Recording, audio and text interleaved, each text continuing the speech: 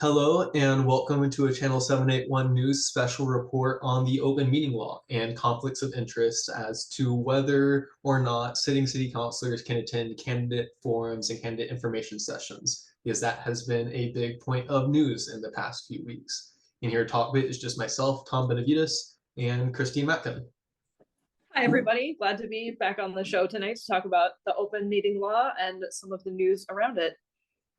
Yeah, so just to give an overview of what we're talking about, the main points are that a few weeks ago, the Waltham Law Department sent out a letter, which was basically just sort of an advisory warning sitting city councilors that there may be open meeting law violations if they show up to candidate forums or if they fill out candidate questionnaires.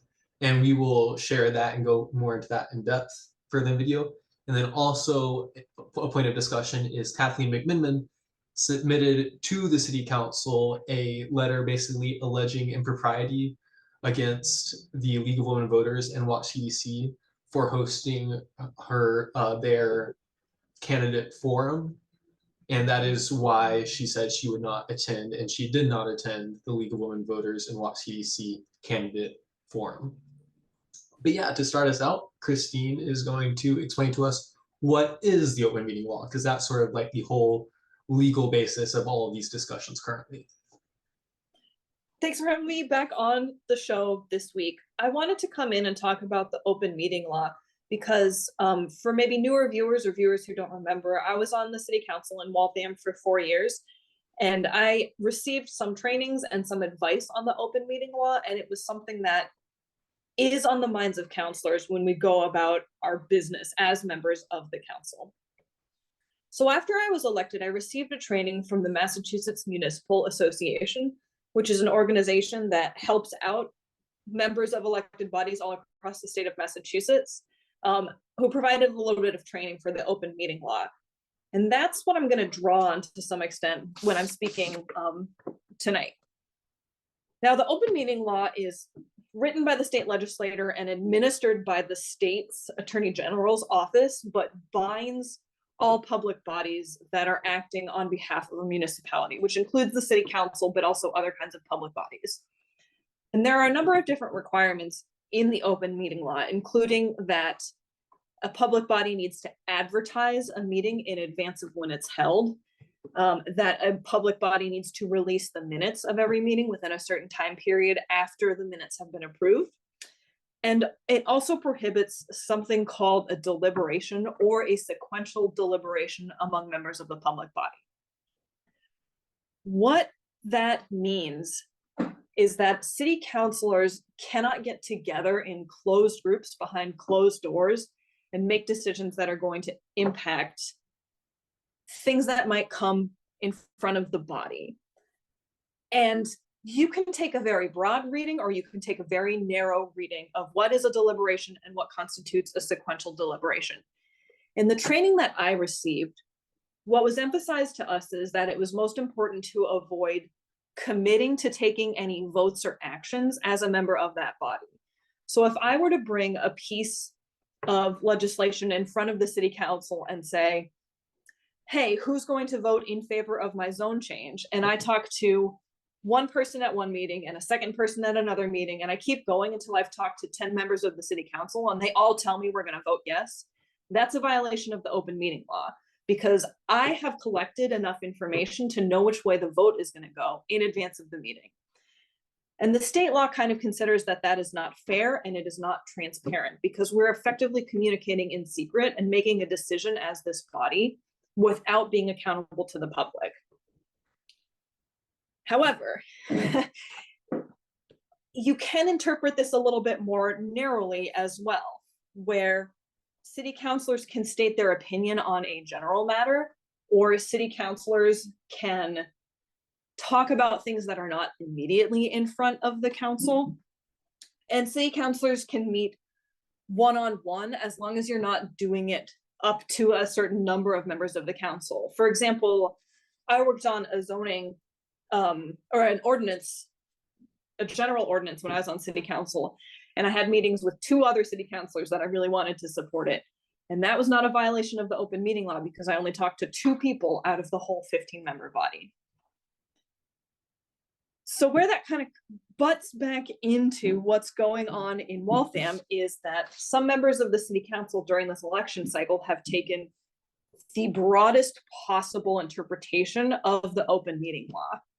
And that's where I'm going to turn it back over to Tom, who's going to talk a little bit about what the Waltham Law Department said and what the Massachusetts Attorney General's office is saying about the open meeting law right now. Okay. Yeah, thank you, Kristine, for that overview of the open meeting law. So now we're going to look at what the law department said. And I'm just going to do a brief overview of what the law department said in its letter to city councilors, but also everything we screen shared today will be linked in the description if you want to read it yourself. But basically, the gist of what the law department says is what Kristine pretty much defined as that very open interpretation, very broad interpretation of the open meeting law, where they say pretty much anytime any city councilors are, let me see the proper part to quote. It is potentially problematic for currently elected city officials to participate in discussions about any of the above topics outside of the deliberations of the normal city council process, since matters have been committed to and are on the agenda and dockets of the city council and or its committees. And this is kind of like basically the gist of what city councilors are running with, is that the law department has sort of like heavily implied with no firm declaration, because I don't believe this is necessarily a specific case, which is there is like a legal certainty about it, that if city councilors are discussing any city council matters in the presence of each other, that would violate an open meeting law, the open meeting law. And hence, appearing at these forums could be potentially problematic. But yes, basically, as Kristine said, this is basically them being very liberal with the definition of deliberation, where anytime city councilors are discussing a matter in the presence of other city councilors, even if they aren't discussing it with each other, it could still be a potential violation. And it's interesting that they're not at all concerned about sequential deliberations here, because you could consider that there might be a loophole where you could have multiple forums on different nights with other councilors, so they're not in each other's presence, and therefore it's not a violation of the open meeting law. But a very broad interpretation would prohibit councilors, more than X number of councilors, from even speaking in response to a certain question, if you were going to interpret the open meeting law that broadly, which I have an opinion about that I'm going to share a little bit later in this show. Yes, because some city councilors do take that interpretation of the open meeting law. Some city councilors, if you go up to them and ask them one-on-one about their opinions on an issue, they will say, I cannot say my opinion on that issue because it is currently in front of the city council. But as Kristine also mentioned, the open meeting law is something which is set, interpreted, and enforced primarily by the state. So I also reached out to the Division of Open Government of Massachusetts, part of the Attorney General Office, and asked them their opinion on the same matter. And they were a bit more brief and clear about it. But first, I think it is important to say very clearly that nothing prevents a municipality, whether by policy or recommendation, from taking a stricter approach than what the law may require in order to avoid even the appearance of impropriety. The Waltham Law Department technically did nothing wrong by being overly strict about it. That is an important overview. I'm not like accusing the Waltham Law Department of like being wrong about the law or anything. They're allowed to be overly strict about it. What I would also like to say is specifically they dug into the definition of deliberation. This is Elizabeth Carnes Flynn, Assistant Attorney General, the Massachusetts Division of Open Government. So first of all, she very clearly states the open meeting law does not restrict an individual's right to make comments to the general public. It only restricts communication between or among a quorum of a public body. So if you're ever having a one-on-one conversation with a city councilor and you are not a city councilor and they say they are not going to answer a question about something that city council is doing, because of the open meeting law, or more often they say conflict of interest.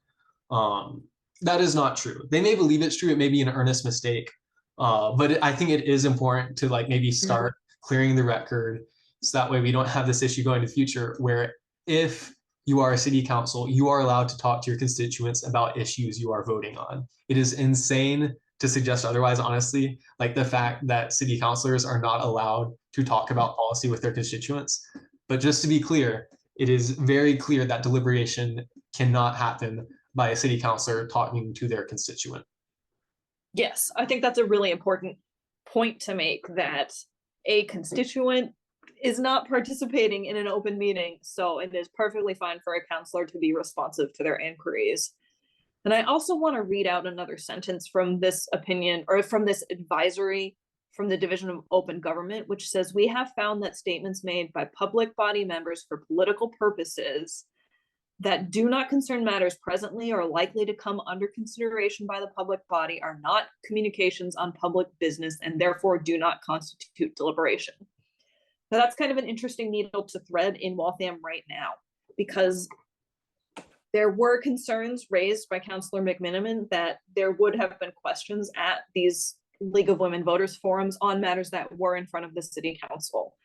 However, I also think it would have been fairly straightforward to either advise the League of Women Voters that these questions could cause problems for the city council, or to decline to answer specific questions about matters that were in front of the city council, while also participating in a more general discussion at the League of Women Voters. And it is a statement made for political purposes at these voter information events, and not a true deliberation of an issue in front of the city council. Yeah, because like the law department, the state says right here as well, whenever a member's communication is directed to members of the public, rather to members of the public body, and when no public body member responds to that communication, we have found no violation of the open meeting law. This is also very clarifying, because this means there's never been a situation where a city councilor, say, fills out a survey, a candidate survey written, and then that is an open meeting law violation, because if you're writing your responses individually, there's no way for another city councilor to directly respond to that, and therefore it's definitely safe, because that's what deliberation is. Deliberation requires a two-way communication between two councilors, or at least that's roughly what this seems to be describing, and that's not going to happen if you're filling out a questionnaire.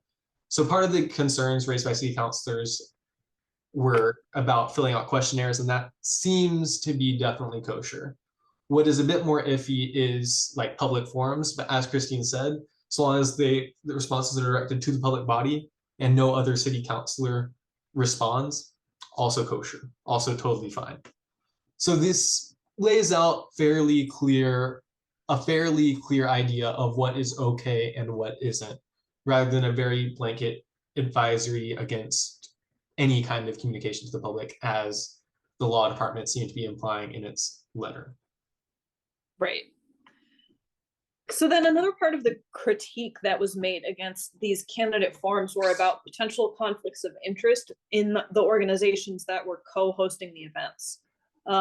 So the League of Women Voters is a nationwide organization, actually, with a really long history, and used to be one of the only groups that hosted broadly available presidential forums, which is a neat historic fact. Their chapters are always nonpartisan, which means they're not affiliated with a political party, but they're not necessarily apolitical. There's no prohibition on League of Women Voters members being active in political activity in any form from the overall body.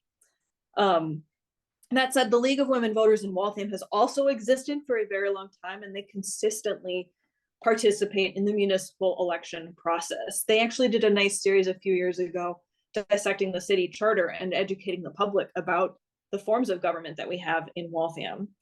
And in the past, an overwhelming majority of city councilors have participated in their forums and responded to their questionnaires. And I want to note that Councillor McMenimen, who I know we're focusing on a lot tonight, but that's because she has been one of the loudest voices against these forums. Councillor McMenimen has consistently participated over her more than 40-year political career in League of Women Voters forums, and responded to their written questionnaires. And this year, something has changed, and that's what I'm kind of interested in digging in on. Yeah, with that in mind, we can go from discussing the law department opinions, both Waltham's and the state attorneys general's, and discuss what exactly the drama was in city council. Because as Kristine mentioned, and as we mentioned at the beginning of the video, Kathleen McMenimen submitted a letter and some documents to city council a few weeks ago, alleging the impropriety of League of Women Voters and WAC CDC posting a candidate form saying it was a conflict of interest. And specifically,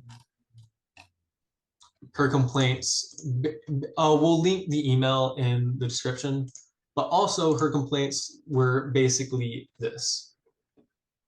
A, Paz and Colleen, both campaigns, they have treasurers. Every single campaign for local office is required to have a treasurer. And the treasurers for the Paz campaign and the Colleen Bradley MacArthur campaigns are members of League of Women Voters. So first, Kathleen McMenimen pointed that out and says, hey, that's improper. She also pointed out that Watch has a matter, that matter being the Housing Rights Notification Ordinance, sitting in front of City Council currently, and therefore that is improper. And then that, combined with the law department letter advising against participating in forums, Kathleen McMenimen said, this whole thing seems improper. I'm not going to participate. And I want to point out two things real quick. The first is about the role of treasurer in a campaign. In Massachusetts, when a candidate runs for office, you're required to report your financial outlook to the state through the Office of Public Campaign Financing, or Office of Campaign and Public Finance. And the role of the treasurer is really up to the individual campaign. In some cases, it's just a signature on the line saying, hey, I trust this candidate, did their forms right, and I'm not too worried about it, up to somebody who's handling all of the budget for a campaign and is examining every transaction. Candidates are required to report every transaction, but I know some treasurers take kind of a high-level view of it. Or the treasurer could effectively be a campaign manager, or they could be doing fundraising. So simply being a treasurer on a campaign does not tell us anything about the level of involvement the treasurer has in that particular campaign.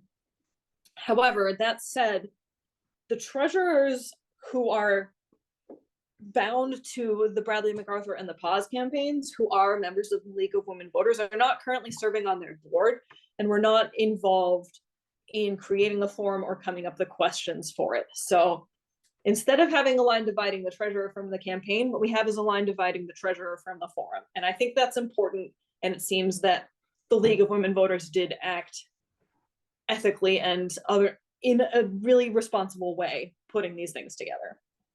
And more than that, we know that McMenimen knew this because McMenimen herself shared her correspondence with the League of Women Voters when she submitted this complaint to City Council. Like, this is a email from the League of Women Voters, right, that I'm sharing right now, to all the city councilors, including McMenimen. And I have this document because McMenimen herself shared this document when making her complaint. And it explicitly covers all of the issues McMenimen brought up and said, hey, these complaints you're making about Colleen's treasurer, about Jonathan Paz's treasurer, about Watch's supposed conflict of interest, none of these people were involved with the question-making process of the forum. They said that Watch was only involved with publicity and not involved with creating questions at all, and that question creation was solely the responsibility of the board of the League of Women Voters. And at the end of this email, it lists all the board members. Notably, I know these names probably mean nothing to many people watching this, but these names do not consist of the treasurer. Like the treasurer for Paz's campaign and the treasurer for Bradley MacArthur's campaign are not on this list of board members. They were not involved with the question-making process of this forum at all. So the core of McMenimen's complaint is A, not true, and B, McMenimen knew it wasn't true because she's the reason I have this document which says that it's not true. Yes. So what kind of is the takeaway? We've covered a broad range of topics here. about the open meeting law and these forums and everything. And what's the point? Why are we devoting all of this time to talking about it? And for me, I think it's really important to point out that the law department was written in response to a request from a counselor. We don't know by whom or when that request was made, but the law department does read in response to recent inquiries, which means that somebody was asking the law department whether or not it's permissible to participate in these public forums. And I have a strong suspicion that whoever that somebody is has previously participated in candidate forums. So what that says to me is that something about the political temperature in the city has changed, and that whoever did this is looking for a reason not to be accountable to the public and to not participate in voter forums. Now, it's fine with me, frankly, if a counselor decides that they don't want to go to one of these public forums. They are not the most fun. Sometimes they're not well attended. In this case, I believe it was fairly well attended and well publicized. And it's a chance for the public to kind of hold your feet to the fire on issues that maybe you don't want to talk about or that aren't beneficial for your political campaign. But the person who requested this opinion, who I suspect is Kathleen McMenimen, but I can't say that for sure. Once Kathy McMenimen got this opinion, she sent a letter to the rest of the council attempting to convince them also to not participate, which to me seems like a way of trying to silence political conversation in this city, which is a lot more concerning than declining to participate on her own behalf. It is troubling to me that not only does she want to withdraw from participation, she's basically, in my opinion, putting on an intimidation campaign to convince other councilors to also not participate. And I don't think that's a healthy way for the city of Waltham to be operating. I don't think that's a healthy way for democracy to be operating. And that's why I wanted to come on, because I find this whole series of choices extremely troubling.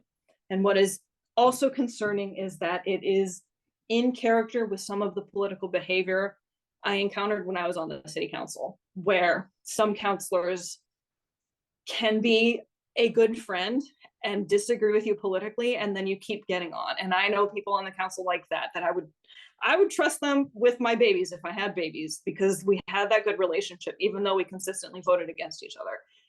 And there are councilors on that city council who, if you disagree with them once, will hold a grudge against you forever. And Kathy McMenimen, in my experience, is one of those, that she and the mayor want total capitulation from the people that they consider their political allies. And when they stop getting it, they will retaliate.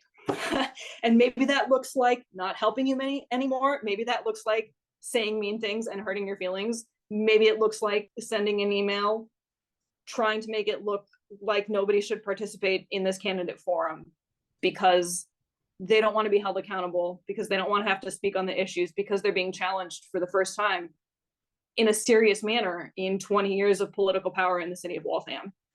And I do not appreciate that they're trying to shut down this dialogue, and I find it very concerning. Yeah, thank you so much. That's a very well-described analysis of the situation and why it's troubling just from a big perspective. Thank you. Yeah, if I had to add two small footnotes to that, I think the other big takeaways are that all these broad discussions of like the mechanism by which city councilors try to like dampen or shut down discussions are predicated on the open meeting law.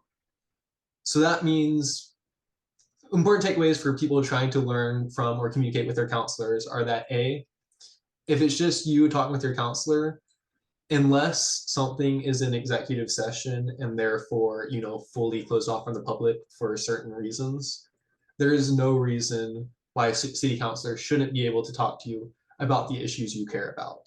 And there's no reason a city councilor shouldn't be able to tell you how they plan on representing you in regards to those issues. And the second thing you should know is that because now I know at least that all this is predicated on the open meeting law. There's also kind of like there's no such thing legally, the way the city councilors have been discussing it, as a conflict of interest. And what I mean by that is that I'm going to share a quote from LeBlanc during the meeting discussing these supposed issues that McMenimen shared with the city council.